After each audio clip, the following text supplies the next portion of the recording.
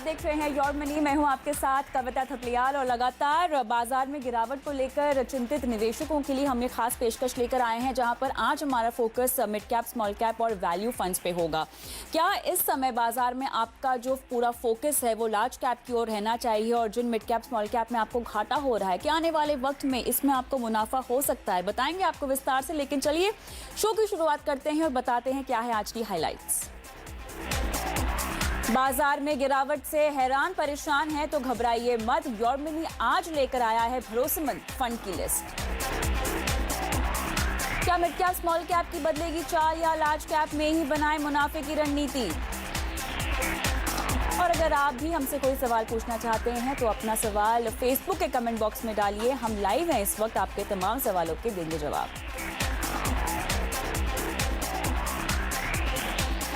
और आज आपके फाइनेंशियल पोर्टफोलियो पर सलाह देने के लिए हमारे साथ शो में मौजूद हैं वाइस इन्वेस्ट एडवाइजर के सीईओ हेमंत उस्तिगी। हेमंत जी, स्वागत है आपका।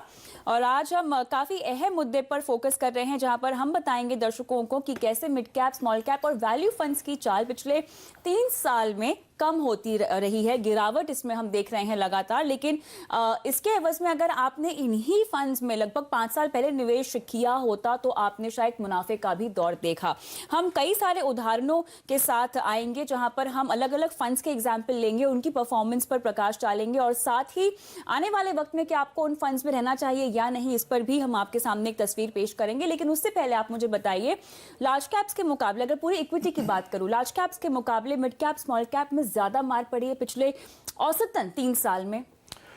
हाँ, शायद अगर हम 2 साल लें तो मुझे लगता है डेफिनेटली वहाँ पे बहुत ज़्यादा फर्क पड़ा है। हमने क्या देखा है पिछले एक डेढ़ साल के अंदर, अगर बाजार ऊपर भी गया तो बहुत कम फंड हैं जो बाजार को ऊपर लेके गए हैं, तो उसका सीधा सीधा असर जो है हमें लार्ज कैप फंड जो है, स्पेशली उन फंड्स में जो 8 या 10 स्टॉक जिसमें बढ़ावत देखने को मिली है, अगर वहाँ पे अगर वो फंड्स उनके पास हैं तो डेफिनेटली वहाँ पे अच्छा है। उसके मुकाबले अगर हम मिड कैप और स्मॉल कैप की बात करें, या जैसे हमने वैल्यू फंड की बात की, तो डेफिनेटली वहाँ पे गिरावट ज़्यादा देखने को मिली, क्योंकि मार्केट जो है, रैली जो है वो ब्रॉड बेस बिल्कुल भी नहीं है, और उसका सीधा सीधा असर जो है इन्वेस्टर्स के पोर्टफोलियो पे दिख रहा है। ऑलराइट, तो आज जो हम आपको चीज समझाने की कोशिश कर रहे हैं वो ये है कि इस गिरते बाजार में अगर आप अपनी गिरती हुई एनएवी से परेशान हैं और अपनी एसआईपी को भी रोकना चाहते हैं, तो कैसे ये फैसला आपके लिए काफी गलत साबित हो सकता है, खासतौर से तब जब आपने अपने लिए एक लक्ष्य डिसाइड कर रखा है और आप लगातार अनुशासित तरीके से निवेश भी कर रहे हैं। कविता, देखिए मार्केट के 3 सेगमेंट है, large cap, small cap, mid cap. तीनों के अलग अलग रिस्क, अलग अलग पोटेंशियल है। अगर हम लार्ज कैप की बात करें तो वो वाले कंपनीज की बात करें जो बहुत बड़ी कंपनीज हैं, दिग्गज कंपनीज हैं, काफी कंसिस्टेंट ग्रोथ रहती है। लेकिन अगर हम मिड कैप और स्मॉल कैप की बात करें, यानी मझोली कंपनी और जो छोटी कंपनियां हैं, उनकी ग्रोथ भी ज्यादा होती है, उनका रिस्क भी ज्यादा होता है। क्योंकि इसीलिए हम कहते हैं कि तीनों के तीनों सेगमेंट्स आपके पोर्टफोलियो में होने चाहिए। पिछले 2 साल में जो गिरावट हमको देखने को मिली है, काफी इन्वेस्टर्स उससे हताश हैं, और आई थिंक ये समय है इनका एक बहुत इंपॉर्टेंट डिसीजन लेने का कि मैं जो फंड्स हैं हमारे पोर्टफोलियो में, इनका हम क्या करें। मेरा ये मानना है लॉन्ग टर्म में इनका एक बहुत इंपॉर्टेंट रोल है आपके पोर्टफोलियो में, और वो आपके पोर्टफोलियो में सही मात्रा में अगर है तो बने रहने चाहिए। चलिए यहाँ पे शुरुआत भी हम करते हैं, और सबसे पहले अगर आपने एसआईपी अपनी रोक दी है या एसआईपी के जरिए आप निवेश करते हैं, तो सबसे पहला फंड हम लेकर आए हैं एक्सिस मिड कैप का, जहां पर अगर आप 10,000 रुपए की एसआईपी कर रहे हैं, और ये पीरियड हमने जनवरी 2016 से लेके जनवरी 2019 तक का लिया हुआ है। जी बिल्कुल, अगर जनवरी 2016 में अगर आपने निवेश करना शुरू किया तो करीब आपने 4,30,000 रुपए इन्वेस्ट किया है। उसकी आज करंट वैल्यू जो है 4,98,000 है, ऑलमोस्ट 5 लाख। एनुअलाइज रिटर्न जो बैठता है वो 4.5% बैठता है। ये इसके बावजूद कि पिछले 2 साल में इस सेगमेंट ने परफॉर्मेंस बिल्कुल नहीं किया, और ये ऐसा क्यों हुआ? क्योंकि इसको आपने करीब 2, 2.5, 3 साल पहले आपने शुरू किया था। बिल्कुल, लेकिन यहाँ पर रिटर्न कम हो गया है। देखिए आप जनवरी 2017 की हम लोग बात करें तो यहाँ पर आपका जो रिटर्न है वो लगभग 2.5% के आसपास आता हुआ दिखाई दे रहा है। देखिए ये इंपॉर्टेंट है यहाँ पे, जैसे हम हमेशा कहते हैं कि जितना लंबा समय आप इन्वेस्टमेंट को दोगे, स्पेशली अगर आप एसआईपी से इन्वेस्ट कर रहे हो, स्पेशली आप अगर किसी एग्रेसिव जो सेगमेंट में इन्वेस्ट कर रहे हो, जैसे ही आपने 1 साल का समय कम किया, जो भी बाजार में हुआ है पिछले 2 साल में सीधा असर आपके पोर्टफोलियो पे है। और ये मैं बता दूं कि अगर आप उसको कंपेयर करेंगे लमसम से, तो शायद कहीं ना कहीं आपको रेगुलर इन्वेस्टमेंट का फायदा यहाँ पे दिख रहा है। तो करीब आपकी निवेश की राशि है 3,10,000, आपकी जो करंट वैल्यू 3,31,000 है, आपका रिटर्न जो है 4.5% से घट के 2.70। 2.69 हो गया है। लेकिन चलिए यहाँ पे अगर हम 2018 की बात करें तो यहाँ पर तो माइनस में पहुंच गया है हमारा रिटर्न। मतलब ये चिंता की बात है ज्यादा। अगर आपका एकमुश्त निवेश होता तो आप तो शायद घाटे में चले जाते। यहाँ पर बहुत बुरी देखिए सीधी सी बात है, यहाँ पे अगर 2018 में आपने शुरू किया, करीब करीब 1.5 साल हुआ आपके पास, आपका होल्डिंग पीरियड एक्चुअली 1 साल भी नहीं है। हाँ। क्योंकि आपने इन्वेस्टमेंट किया है लोअर लेवल्स पे, लेकिन बाजार फिर भी गिरता रहा, ये सेगमेंट फिर भी गिरता रहा, तो आपको नेगेटिव दिख रहा है। आपने इन्वेस्टमेंट की 1,90,000 की, हाँ। आपकी जो करंट वैल्यू है वो 1,87,000 पे है, आपको यहाँ पे नेगेटिव रिटर्न देखने को मिल रहा है। तो 3 साल में हमने देखा, अगर जनवरी 16 में शुरू किया तो आप 4.5% पॉजिटिव है, 17 में किया तो आप 2.5% पॉजिटिव है, 18 में किया तो आप नेगेटिव है। यानी जितना कम समय अपने पोर्टफोलियो को देंगे, स्पेशली ऐसे सेगमेंट में, हाँ। उसका असर आपको देखने का मिलेगा। तो ये सीधा बताता है कि आपको थोड़ा लंबा समय अपने पोर्टफोलियो को देने की जरूरत है। बिल्कुल। अभी इसी के बाद हम HDFC मिड कैप अपॉर्चुनिटी की ओर जाते हैं, जहां पर NAV के लिहाज से भी आपको कितने यूनिट्स का फायदा हुआ है, और अगर आप SIP कर रहे हैं तो आपको रिटर्न के लिहाज से किस तरह की परफॉर्मेंस दिख रही है। देखिए अगर हम 2016 की बात करें तो यहाँ पे ऑलमोस्ट 1% के आसपास का रिटर्न मिल रहा है। ये फर्क होता है कौन से फंड में है। Exactly. अगर मैं आज की बात करूं तो एक्सिस मिड कैप जो है बेस्ट परफॉर्मिंग फंड है इस समय पे। हाँ। वहां पे हमने असर देखा कि वो एनुअलाइज्ड रिटर्न 4.5% था, यहाँ पे हमने देखा करीब करीब 1% रिजल्ट। लेकिन फिर भी ये यहाँ पे रिटर्न आपका पॉजिटिव है। लेकिन 2017 में यहाँ पे थोड़ा ज्यादा घाटा हुआ है मेरे ख्याल से, -2.27% का रिटर्न आपको मिला है। जी बिल्कुल, वहां पे हमने देखा था प्लस आ रहा था 2.70, यहाँ पे ये माइनस आ रहा है 2.27। क्लियरली 2 कारण है, एक तो इम्पैक्ट जो हुआ पिछले 2 साल का मार्केट पे, दूसरा फंड की परफॉर्मेंस। हाँ। तो कहीं ना कहीं दोनों चीजें जो है आपके पोर्टफोलियो में कंट्रीब्यूट करती हैं, तो ये हमको वहां पे देखने को मिल रहा है। मैं चाहती हूँ कि इसका NAV का भी चार्ट हम सामने लेकर आए, जहां पर हमें NAV की लगातार जो गिरावट हुई है 2017-18 और 2018-19 की, उसमें NAV गिरी है लेकिन आपको यूनिट्स ज्यादा मिले हैं। और इन यूनिट्स से आगे चल के हमें कैसे फायदा होगा, कैसे हमारा रिटर्न बढ़ सकता है, इसका गणित भी आप हमें बताइएगा। ये देखिए, ये सामने आ गया यूनिट का चार्ट। देखिए इसको हमने वैसे किया 2 साल हमने लिए यहाँ पे, जुलाई से लेके, और जुलाई 17-18 और जुलाई 18-19 में आपका इन्वेस्टमेंट है 2,20,000 रुपए। HDFC मिड कैप की हम बात कर रहे हैं यहाँ पे। आपका जो रिटर्न है अभी वो 8% माइनस आता है। अगर आप अपना पोर्टफोलियो आज देखें 2 साल SIP करने के बाद, तो आपको लगेगा कि आपका रिटर्न जो है वो 8% माइनस है यहाँ पे। हाँ। तो NAV देखिए, यहाँ पे एक इंपॉर्टेंट चीज है, जैसा आपने बिल्कुल कहा, जो हम बोलते हैं एवरेजिंग होता है। एवरेजिंग होती है। 2017-18 की जो एवरेज NAV है वो 56.57 रुपए है। राइट। क्योंकि बाजार उसके बाद गिरा, आपकी जो एवरेज NAV अगले 1 साल में घट के 53.48 में आ गई। लेकिन अभी होता क्या है, देखिए हमारा ध्यान कहाँ पे है एज एन इन्वेस्टर, हमारा ध्यान है वो -8% पे, हमारा ध्यान है NAV पर जो घट रही है। ऐसे में आपके पोर्टफोलियो में एक अच्छी चीज भी हो रही है जिसके ऊपर हमारा अमूमन जो है ध्यान नहीं जाता। वो अच्छी चीज क्या है? Number of units. पहले साल में जब आप हायर NAV पे इन्वेस्ट कर रहे थे, आपको यूनिट्स मिल रहे थे 2121, क्योंकि आपकी NAV ज्यादा थी, और हम उस समय खुश थे क्योंकि हमको पॉजिटिव रिटर्न देखने को मिल रहा था। शायद पिछले 1 साल में अगर हम देखें तो हमको यूनिट्स मिली हैं 2244, मतलब 120 यूनिट ज्यादा। हमारा ध्यान वहां पे नहीं है, हमारा ध्यान अभी नेगेटिव पे है। लेकिन हम ये भूल रहे हैं कि जैसे जैसे हम लोअर लेवल पे इन्वेस्ट कर रहे हैं, हमारी यूनिट्स बढ़ रही हैं। यानी इसका मतलब क्या है? जब बाजार पलटेगा यहाँ से, जब बाजार बदलेगा और जब मार्केट ब्रॉड बेस होगा और ये सेगमेंट अच्छा परफॉर्म करने लगेगा, तो आपकी जो ज्यादा यूनिट्स का जो असर है, इसी को हम एवरेजिंग बोलते हैं, वो आपको बेहतरीन रिटर्न देगा। तो मैं एकमुश्त निवेश करूं या मैं SIP करूं, इस बढ़ी हुई यूनिट का मुझे आगे चलकर तो फायदा ही होगा। देखिए एक मुश्त में ये, अगर आपने एक इन्वेस्टमेंट कर दी 2 साल पहले, उसके बाद नहीं की तो आपको गिरते बाजार का फायदा नहीं हुआ। राइट। अगर आपने SIP से इन्वेस्ट किया, क्योंकि आप लोअर लेवल पे इन्वेस्ट करते जा रहे हो, हर लेवल पर पार्टिसिपेट कर रहे हो, जैसे NAV कम हो रही है, आपको यूनिट ज्यादा मिल रही है, वो लमसम में आपको नहीं मिलेगा। तो क्लियरली आपको दिख रहा है यहाँ पे 120 यूनिट का आपको फर्क पड़ा, सिर्फ इसलिए क्योंकि आपने रेगुलरली इन्वेस्ट किया। यहाँ पे भी ध्यान देने की जरूरत है, और शायद यही एक चीज है जो इन्वेस्टर्स को सही डिसीजन लेने में मदद करेगा कि हमारी जो एवरेज जो हम बोलते हैं कॉस्ट कम होती है, वो यहीं पे होती है। बिल्कुल। और अभी हम अगले फंड की ओर जाएंगे जो कि कोटक इमर्जिंग इक्विटी है। यहाँ पे भी अगर हम SIP के जरिए देखिए तो देखिए 2016 में तो 1.87 का रिटर्न यहाँ पे दिखाई दे रहा है, लेकिन उसके बाद इसमें भी उतार चढ़ाव आया है। और खासतौर से NAV की अगर हम बात करें तो उसमें लगातार गिरावट के चलते 1.80 यानी -3.5% के आसपास का रिटर्न भी पहुंचते हुए हमें देखा है। NAV का चार्ट अगर हमारे सामने आ जाए तो फिर कंपैरिजन कराना जल्दी आसान हो जाएगा हमारे लिए। अहम बात यह है कि देखिए यहाँ पर फिलहाल यूनिट्स आपको 3218 मिल रहे हैं।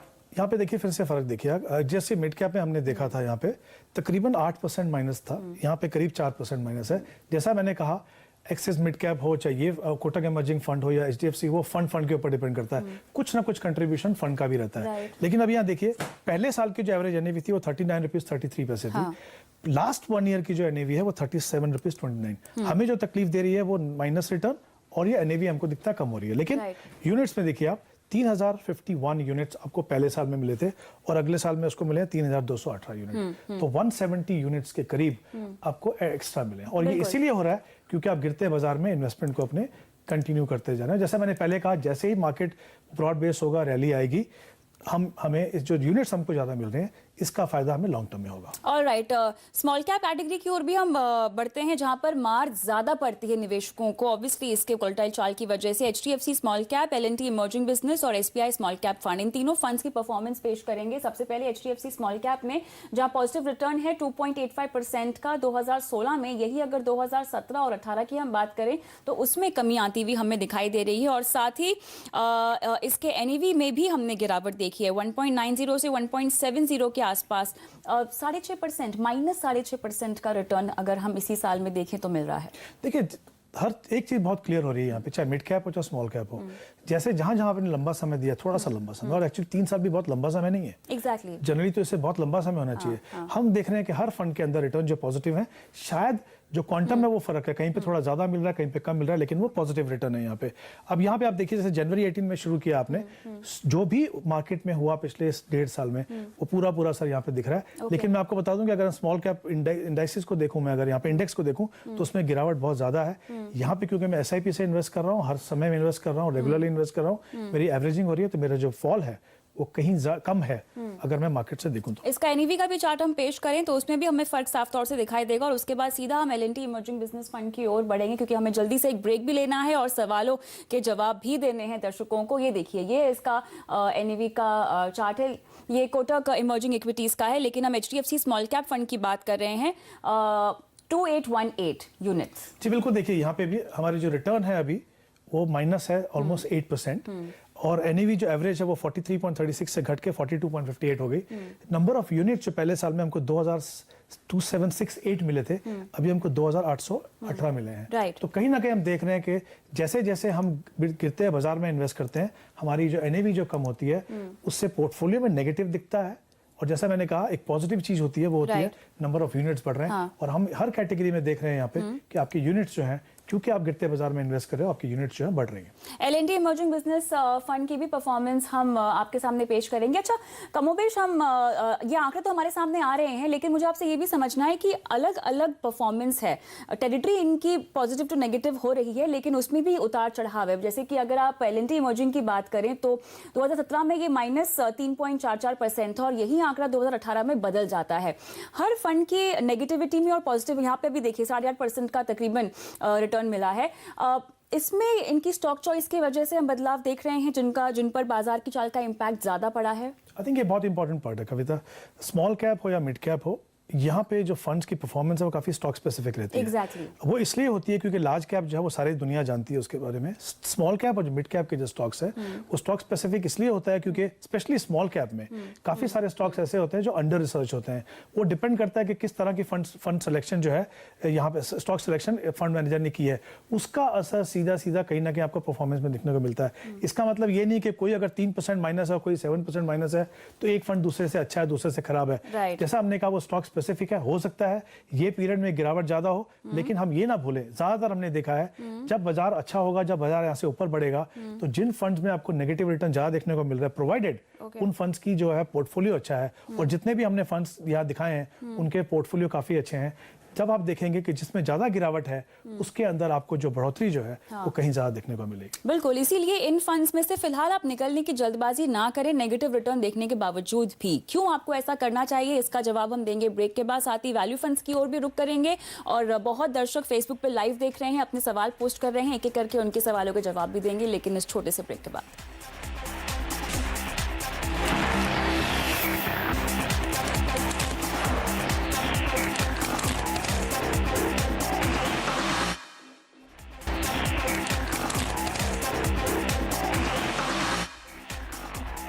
चलिए, योर मनी में आज आज हम आपको बता रहे हैं कि कैसे स्मॉल कैप, मिड कैप और वैल्यू फंड्स अगर आपके पोर्टफोलियो में है तो इन्हें अपने पोर्टफोलियो से निकालने की जल्दबाजी ना करें, क्योंकि हो सकता है बाजार की जब चाल में तब्दीली आए तो यही फंड आपको मुनाफा कमाकर दे सकते हैं। अगर आप एसआईपी से खासतौर से निवेश कर रहे हैं तो वो फायदे की बात आपके लिए हो सकती है, क्योंकि आप ज्यादा यूनिट खरीदते हैं बाजार की गिरावट में। लेकिन चलिए, इस कड़ी में बहुत दर्शक अपने सवाल भी हमसे पूछ रहे हैं और कुणाल गोयल हमारे फेसबुक के दर्शक हैं, क्या ये फोन लाइन पर है मेरे साथ? ओके, हाय कुणाल, बताइए आपका सवाल एक मल्टी कैप फंड को लेकर है। यस मैडम, मेरा सवाल है Kotak multi cap standard fund है मैम। मैं 50 से 70,000 रुपए पर मंथ इन्वेस्ट करता हूँ। अभी मेरी daughter is less than 1 year, तो I want to invest for 20 साल का लॉन्ग टर्म हॉराइजन है मैडम, और मेरी कंटिन्यूस 50,000 डालने का मन है। तो मेरे को ये फंड की लॉन्ग टर्म व्यू जानना था मैडम आपके जरिए। Okay, very nice. आप ऑलरेडी बहुत निवेश करते हैं और आप एक मल्टी कैप फंड अपने पोर्टफोलियो में शामिल भी करना चाहते हैं और फंड की परफॉर्मेंस भी अच्छी है। आई थिंक इन्होंने कहा कोटक स्टैंडर्ड मल्टी कैप। अगर मैं आज मल्टी कैप फंड्स को देखूं तो one of the best performing funds है इसमें। आई थिंक फंड का चुनाव बिल्कुल अच्छा है। एक ही चीज है यहाँ पे, क्योंकि लंबे समय के लिए इन्वेस्ट कर रहे हैं और ये जो मल्टी कैप फंड्स हैं इनमें करीब 70-80% के करीब या मे बी उससे ज़्यादा जो पैसा इस समय पे वो लार्ज कैप में है। हो सकता है आगे जाके फंड मैनेजर जो है जैसे जैसे बदलाव होगा मार्केट में, वो जो प्रोपोर्शन है लार्ज कैप मिड कैप का बदलेगा।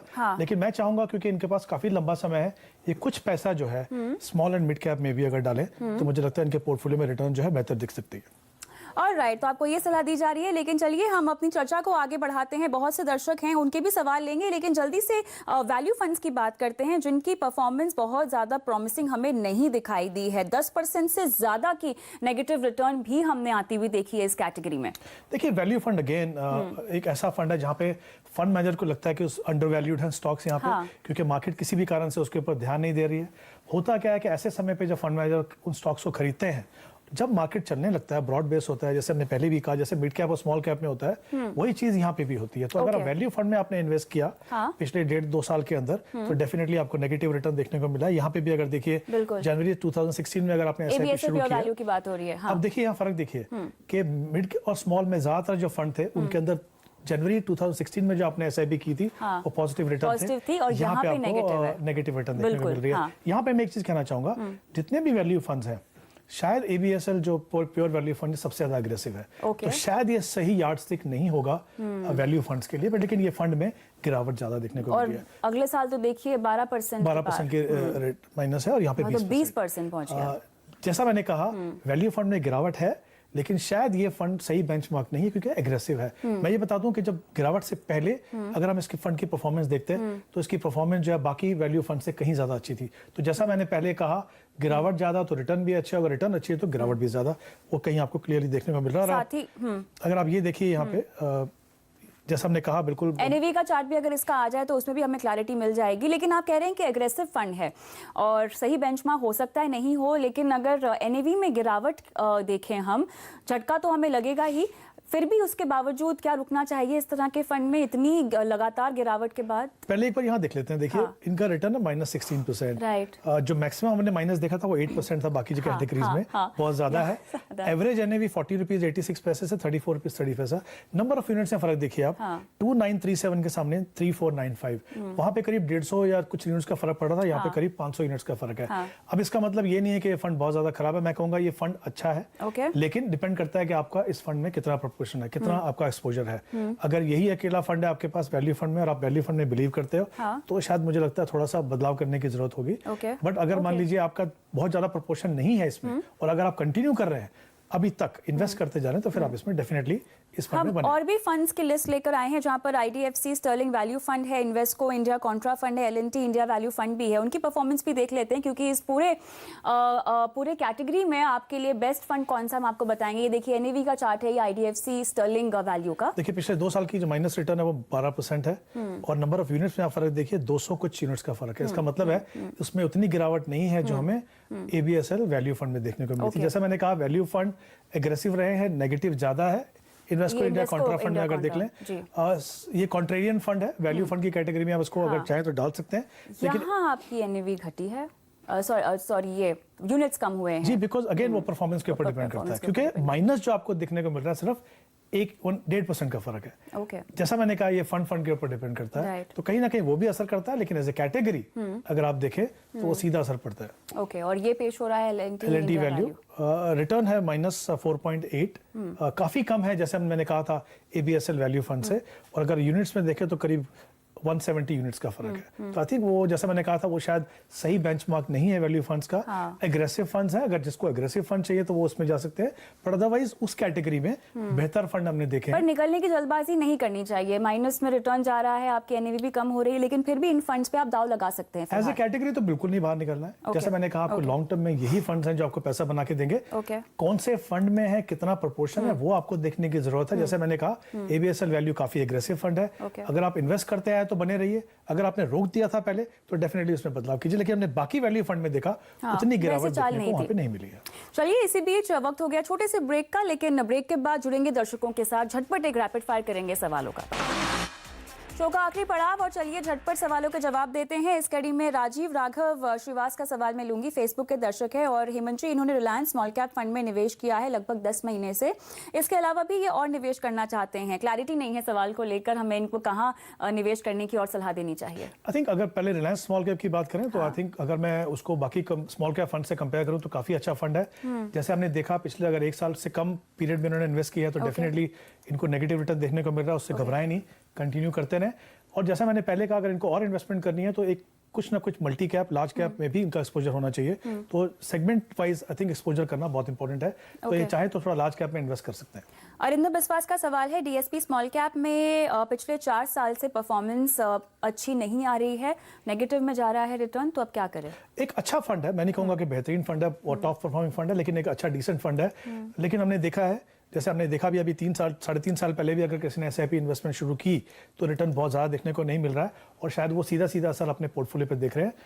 जैसा हमने कहा गिरते बाजार में आपको परफॉर्मेंस अगर देखनी है तो थोड़ा आपको इसको समय देना पड़ेगा, थोड़ा पेशेंस रखनी पड़ेगी, तो लॉन्ग टर्म में आपको उसका फायदा हो सकता है। ऑलराइट, तो बहुत सारे दर्शक हैं जो अपनी फंड की परफॉर्मेंस से परेशान हैं, लेकिन इस खास पेशकश में हम इतने ही सवाल ले पाएंगे। बहुत बहुत शुक्रिया आज शो पर आने के लिए, लेकिन वो जो सवाल हम शामिल नहीं कर पाए हैं योर मनी के आगे के शो में हम जरूर आपके सवालों को शामिल करेंगे, लेकिन फिलहाल इजाजत दें, नमस्कार।